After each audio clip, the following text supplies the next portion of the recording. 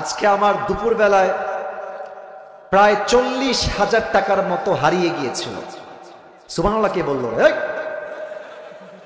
কত হাজার? প্রায় 40-এর কাছাকাছি, বাট পরিপূর্ণ 40 নয়। আমি আপনাকে বলছি, জেলার নাম বলবো না, বদনাম হবে। হোটেলে ছিলাম ভাই, আমরা তো প্রোগ্রাম করি রাত 2টা 3টা 1টার সময় মানুষের প্রোগ্রাম শেষ হয়, ঘুমালে মাথায় সেন্স থাকে না। তো আজকে হোটেলে উঠেছি সারা রাত জার্নি করে গিয়ে সকাল 9টায়। বলেন সবাই কয়টায়? সকাল 9টায়। সকাল হয়ে গেছে। তো আমি আবার পায়জামার পকেটে টাকা রেখেছিলাম প্রায় 35 থেকে 40 কাছাকাছি এরকম কিছু একটা অ্যামাউন্টের টাকা। তো ঘুমানোর আগে টাকাটা পকেট থেকে বের করে বালিশের নিচে রেখেছি, বালিশের নিচে। তো ঘুম থেকে উঠেছি, জোহরের নামাজ পড়েছি, বের হয়ে গিয়েছি বাহিরে দুপুরের লাঞ্চ করার জন্য। কিন্তু টাকা যে বালিশের নিচে ছিল আমি ভুলেই গেছি। হোটেলে খেতে গেছি, বিল দেওয়ার জন্য বলেছে, বিল হয়েছে 600 থেকে 700 টাকা। পকেটে হাত দিয়েছি, দেখছি টাকা নাই। মাথা তো আমার ঘুরে গেছে, কিরে টাকা আমি রাখলাম কোথায়? হঠাৎ করে মাথায় আসছে, আরে টাকা তো আমি হোটেলের বালিশের নিচে রেখে এসেছি। সঙ্গে সঙ্গে কোনো কথা ছাড়াই গাড়ি ঘুরিয়ে হোটেলে আসলাম। এসে খুব বিনয়ের সাথে ম্যানেজার সাহেব বললাম, স্যার আমি আবরারুল কাসিফ হুজুর, আপনি আমাকে চেনেন। আমি আপনাদের হোটেলের রুমে বালিশের নিচে এত টাকা রেখে গেছিলাম, 1000 টাকার বান্ডিল আর 500 টাকার বান্ডিল রেখে এলাম বালিশের কাছে। বললাম, স্যার যে পেয়েছে আমাকে বলেন দিয়ে দিতে। বিয়েগুলো ডিজে গান ছাড়া বিয়েই নাকি হয় না? ছি ছি ছি ছি ছি ছি ছি। বিয়েটা হালাল না হারাম? আর গানটা হালাল না হারাম? হালালের সঙ্গে হারাম মিশে গিয়েছে। আর যারা বিয়ে বাড়িতে গান বাজাচ্ছে এরা কিন্তু 5 ওয়াক্ত নামাজি ভাই। যেই মেয়ের বিয়ে হচ্ছে এর বাবা এলাকার মসজিদে 5 ওয়াক্ত নামাজ বা জামাত আদায় করে। তো হুজুর বলতেছে, মুরব্বী সাহেব আপনার মেয়েটার বিয়ে দিচ্ছেন হালাল কাজে, এই গানটা কেন বাজাচ্ছেন? তো মুরব্বী বলে, হুজুর বয়স একটু কম করুন করুন করুন। তো এই মুরব্বীকে যুবকরা তোমরা বলবো যে মুরব্বী ঠিক আছে, দ্য লজিক ইজ ওকে, যুক্তি ঠিক আছে, তাহলে মরার পরে একটু জাহান্নামে একটু ঘুরে আসবেন, একটু ঘুরে আসবেন, একটু ঘুরে আসবেন, একটু ঘুরবেন, বেশি না, একটু ঘুরলেই হবে। তখন দেখবেন মুরব্বী বলল, তোর তো শত্রু আমার কেউ নাই। আসলে কি সে শত্রু না বন্ধু? বলেন না, শত্রু না বন্ধু? এজন্য আজকে এখানে নিয়াত করতে হবে যে এলাকার কোনো বিয়েতে কোনো প্রকার গান বাজনা, বলেন বলেন আরো জোরে, যিনি এলাকার খতিব সাহেব আছেন উনি মেম্বারে উঠবেন, উঠে বলবেন, আমার এলাকায় যারা বিয়ের বাড়িতে ডিজে গান বাজাবে তাদেরকে আমরা সামাজিকভাবে বয়কট করে দেবো ইনশাআল্লাহ। দেখি কে গান বাজায়, দেখি এবার কে বাজায় দেখি। ওর যদি ভয় থাকে ও ডিজে গান 14 মাইল দূরে রেখে আসবে, ডেকে না বলেন। উবাই ইবনে কাব বললেন, এটাই তাকওয়া। হালালও আছে, বলেন না, হালালও আছে হারামও। আমরা হালালকে ধরবো, হারাম থেকে বেঁচে থাকবো। রাজি আছেন ইনশাআল্লাহ? মাশাআল্লাহ। এখানে মুরব্বীরা খুব মনোযোগী মাশাআল্লাহ। অনেক এলাকায় মুরব্বীরা ঘুমায়, এমনি ঘুমায়। আমি ওয়াজ করি দেখি মুরব্বীরা ঘুমাইতেছে, ঘুমাইয়া। তো মাশাআল্লাহ এখানে মুরব্বীরা খুব সজাগ, শেষ পর্যন্ত থাকবেন, ঠিক আছে ইনশাআল্লাহ? This is the first definition, এটা প্রথম সংজ্ঞা। সেকেন্ড ডেফিনেশনটা কি? তাকওয়া কাকে বলা হয়? যা কিছু করি, যেখানে করি, যে অবস্থায় করি, কেউ দেখে না, কেউ শোনে না, দেখে কে? শোনে কে? আচ্ছা, রুমের গেট লকড, জানালা লকড, সব লকড, পৃথিবীর কেউ আপনাকে দেখতে পাচ্ছে না যে আপনি পর্নোগ্রাফি দেখছেন, অশ্লীল ভিডিও দেখছেন, কিন্তু ওই মুহূর্তে আপনাকে দেখছে একজন, তিনি কে?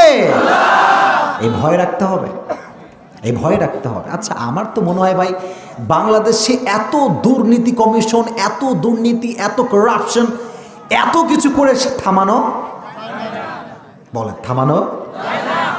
আজকের তাফসীর থেকে শিক্ষা হচ্ছে প্রত্যেকটা officer, police, army, BDR, RAB, প্রত্যেকটা প্রশাসন কর্মকর্তার হৃদয়ে যদি ভয় ঢুকে যায় আল্লাহর কসম, বাংলার মাটি থেকে আগামীকাল থেকে ঘুষ দূর হয়ে যাবে। আল্লাহর ভয় রাখার দরকার আছে না নাই?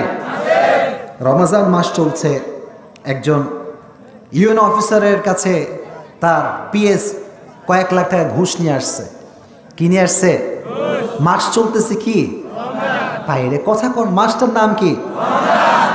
খেপে গেছে বেয়াদব, রমজান মাস কি ঘুষ নেওয়ার কি সময় পাস নাই? বেয়াদব, অজু করতেছি নামাজ পড়বো, হাতে কি ঘুষ নেওয়া যায়? যা টেবিলে ঢুকায় যা। কোথায় ঢুকায় দে? আচ্ছা তুই হাতে নিলি না ভাই, ঠিক আছে, কিন্তু টেবিলে যে ঢুকাইলা বাবা, কেউ দেখে নাই, কেউ শোনে নাই, দেখছে কে? এটা যদি ইউএনএ সাহেব বুঝতে পারে, পুলিশ বুঝতে পারে, আজীবনে কখনো কি ঘুষের আশেপাশে যেতে পারবে? তাহলে সেকেন্ড ডেফিনেশনটা হচ্ছে কেউ দেখে না, কেউ শোনে না, দেখে কে? শোনে কে? যুবক ভাইয়েরা এটা মাথায় রাখবা। রাজি আছো ইনশাআল্লাহ? গোপনে গুনাহ এটা আমাদের জীবনটাকে শেষ করে দিয়েছে, পুরো জীবনটাকে শেষ করে দিয়েছে। একজন নারী গোপনে গুনাহ করে, মুরব্বী গোপনে গুনাহ করে, যুবকরাও গোপনে গুনাহ করে। এই গোপনে গুনাহ থেকে বাঁচা সম্ভব তখনই আল্লাহর ভয় থাকবে। আল্লাহর ভয় রাখা যাবে তো ইনশাআল্লাহ? ওমর ফারুক রাদিয়াল্লাহু তাআলা আনহুর নাম আপনারা শুনছেন সবাই? শুনছেন কি শোনেন নাই? উনি কি সাধারণ মানুষ নাকি অসাধারণ মানুষ? অসাধারণ মানুষ। আল্লাহর ভয় কারে বলে ভালো করে শোনেন।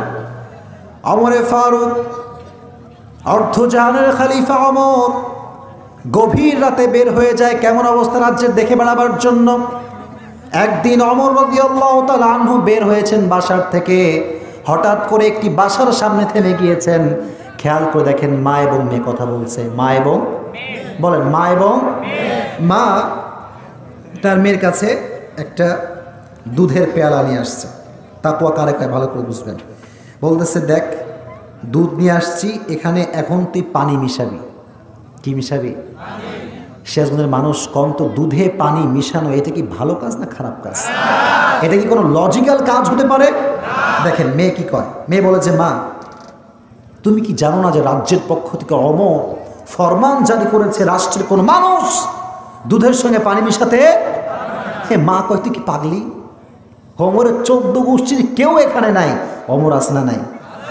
বলেন, ওমর গেটের পাশে আছে না নাই? Omar just he is waiting, অপেক্ষায় আছে যে মেয়েটা কি বলে। ওমর সব শুনতেছে পাশ থেকে। তো মেয়েটা বলল যে, মা ওমর নাই, রাজ্যের কেউ নাই, প্রশাসন নাই, পুলিশ নাই, বিডিআর নাই, র্যাব নাই, তবে এই গভীর অন্ধকার রাতে যদি আমি দুধে পানি মিশাই, আমাকে কেউ না দেখলেও দেখে কে?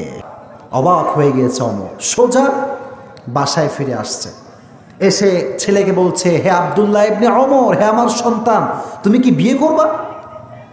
এই যুবকগুলো যারা আছে না, এদেরকে যদি আব্বা কোনোদিন ভুলে একবার কয়, বলে আব্বা আমি এক পায়ে রাজি, কিন্তু টাকা পয়সা ইনকামও করে না, চাকরিও করে না, সকাল 12টায় ঘুম থেকে ওঠে। বাবুরে তুই বিয়ে করে কি খাওয়াবি বাবু? আগে কাজ শিখতে হবে, রিজিকের মালিক তো আল্লাহ, এটাই তো কোনো সন্দেহ নাই, কিন্তু জব চাকরি কোনো বিজনেস করার দরকার আছে না নাই? তুমি এখান বিয়ে করে নিয়ে আসলা বউরে বাসা করে, বলা বউ চাকরি নাই, বিজনেস নাই, দোকান নাই, ঘাট নাই, কিচ্ছু নাই, আল্লাহ ভরসা। বউরা তোর ভরসা তুই রাখ, আমি গেলাম, ইনকাম করতে হবে, ঠিক আছে ইনশাআল্লাহ? তো ছেলে বলছে, হ্যাঁ বাবা আমি বিয়ে করব। ওমর হচ্ছেন প্রাইম মিনিস্টার। ওমর কি বলেন না, কি মিনিস্টার?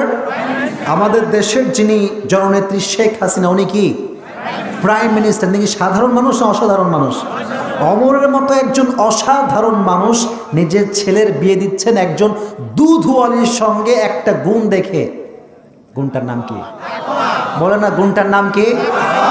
হ্যাঁ, আব্বাজানরা এবার শোনেন, আব্বাজানরা শোনেন, মুরব্বীরা কিছু আছেন মাশাআল্লাহ খুব ভালো। মুরব্বীদেরকে বলতেছি, মুরব্বীরা আপনার পায়ে আমার দুটো হাত, আজকে আসছি, কবে আসবো আর জানা নাই, একটা কথা বলে যাই, বিয়ের সময় সরকারি টাকলা না খুঁজে তাকওয়াবান যুবক খুঁজে বিয়ে দিবেন। হতে পারে ছেলেরা টাকা পয়সা খুব কম, হতে পারে খুব কম, কিন্তু আপনার মেয়ে সেই ছেলের কাছে রাজকুমারীর মতো থাকবে ইনশাআল্লাহ। আর খালি টাকা দেখবেন, আর খালি টাকা দেখবেন, মাথায় চুল নাই, বাপের মতো বয়স, দাদার মতো বয়স, টাকা পেতে পারেন, সুখের সন্ধান কোনদিন খুঁজে পাবেন না আপনি। এজন্য বিয়ের ক্ষেত্রে তাকওয়া দেখার দরকার আছে না নাই? যুবকদের জোর দেখছেন? শোনো, তোমরাও কিন্তু কম না, তোমরা তো আবার আটা ছাড়া বিয়ে করতে চাও না। এবার আর কেউ ঠিকঠাক কিছু কয় না, কথা বলো ঠিক কিনা? কিছু কিছু যুবক আছে দেখবেন খালি একটু ফর্সা হইলেই হয়, আর কিচ্ছু লাগবে না। হুজুর ইসে জ্যাদা খুবসুরত এ তো হো হি নেই सकता। এরকম যুবক আছে না নাই? না না, এই কাজ করো না। বিয়ের ক্ষেত্রে একটা গুণ মাস্ট লাগবে, মেয়েটা কি চরিত্রবান কিনা, তাকওয়া আছে কিনা দেখার দরকার আছে না নাই? আব্বাদের দোষ একা দিলে হবে না। এখনকার মেয়েরাও দেখা যায় গাঁজাখোর ছাড়া পছন্দই করতে চায় না। এলাকার ভিতরে 5 ওয়াক্ত নামাজি ছেলে আছে, ঘুরেও তাকায় না। একখান গাঁজাখোর বিড়িখোর মাথার চুল এক পাশে আছে আর এক পাশে নাই, বলে আপনি কি বিয়ে করবেন আমাকে? বোন রে, এই পাল্লায় পড়ো না। এই ট্রেন্ডে এসে মুরব্বীরা কি রাগটা করছেন নাকি আপনারা? এই ট্রেন্ডে এসে মেয়েরা ভালো ছেলে পছন্দ করছে না, গাঁজাখোর মদখোর এই বিড়িখোর পছন্দ করে। তাহলে বিয়ের ক্ষেত্রে ভাইয়ারা যেটা মেসেজ সেটা হচ্ছে শুধু ঠিকঠাক বললেই হবে না, বিয়ের ক্ষেত্রে তাকওয়া দেখে বিয়ে করব, ঠিক আছে ইনশাআল্লাহ। জান্নাতি ঠিকানা ইসলামিক চ্যানেল, বেলকুসি, সিরাজগঞ্জ। আপনার প্রিয় বক্তার মহাগ্রন্থ আল কুরআনের আলোচনা শুনুন।